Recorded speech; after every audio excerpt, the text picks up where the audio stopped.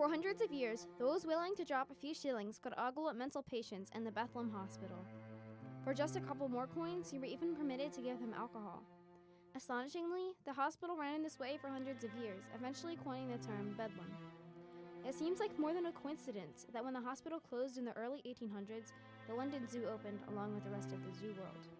This is just the beginning of a long and sickening past for zoos.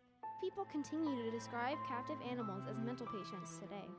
We used to go to the Bronx Zoo, and in the Bronx Zoo, they had cages with the tigers, and what we would see is them pacing back and forth, and almost like how mentally ill people are. However, zoos have changed a lot since then. Many zoos make animal welfare a top priority. At the Melbourne Zoo, free-ranging peacocks are even protected from their reflections during mating season.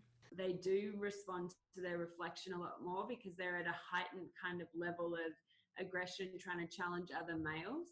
So they sometimes see their own reflection and think that's another male challenging them back. And so what we try and do here is restrict any kind of reflective material at that time of year from the peacocks. They also participate in research to help the wild counterparts of the animals housed in the zoos. We're gearing up to help the University of Delaware with a project they're doing on jaguarundi. They need to set up camera traps in the wild. Education is also an important aspect of zoos. We have a research project going on right now on the American kestrel that our education department is heading up. We have daily keeper talks. Usually it's the otters or the red pandas. Despite these efforts, there's plenty of room for improvement. I visited the local zoos and interviewed international experts to find out more. Here's what I learned. For one thing, enclosures are too small and uncomfortable for the animals' liking in many zoos. Animals show their distress by pacing and shaking their heads. These behaviors also include stereotypical behaviors, which are repetitive and serve no obvious purpose.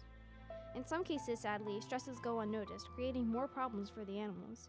These stress behaviors actually have a name: zoochosis. Sadly, zoochosis is startlingly common, even in zoos today. Another important issue in animal welfare is the animals' diets. Typical zoo slop deprives carnivorous cats of the bones that are present in their natural diet. This means that their molars do not dull down all the way, which is essential for their dental hygiene. Some zoos, like the Philadelphia Zoo, serve something called chow to their animals. Most of it they call Nebraska, and it's ground meat. 2 days a week they get bone. One's the long bone, which is basically just a bone, and that's for helping keep their teeth clean.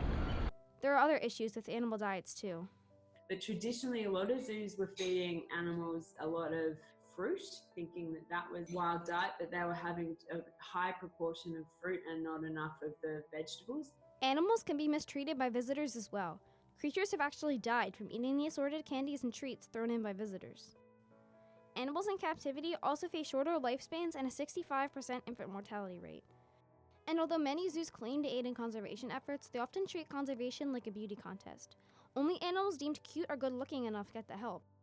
We need to stop just doing the charismatic megavertebrates. You know, the gorillas, the elephants. We need to really help nature. And nature happens with all the creepy crawly things.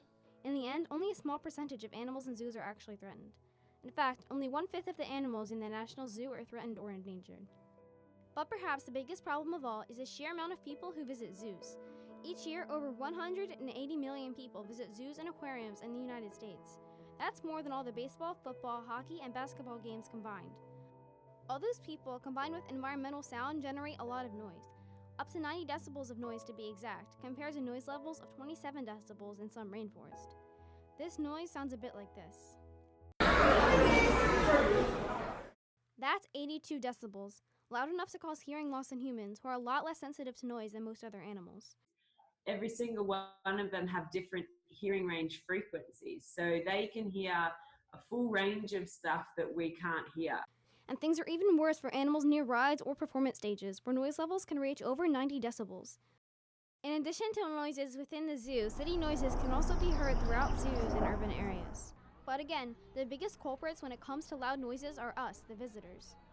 Studies have shown the noise levels above 70 decibels increase vigilance and movement in animals. It's also detrimental to their health, sleep, and social behavior. Noise over 85 decibels can even cause hearing loss, increased heart rate, and mental stress. The fear response is a big one that we can monitor. So things like avoidance. So that means hiding pretty much. Like they'll go and retreat and hide somewhere. Just think about your own life. How would you like 72 decibels of constant background noise? Just like you, animals need their peace and quiet, but they can't get that in all zoos.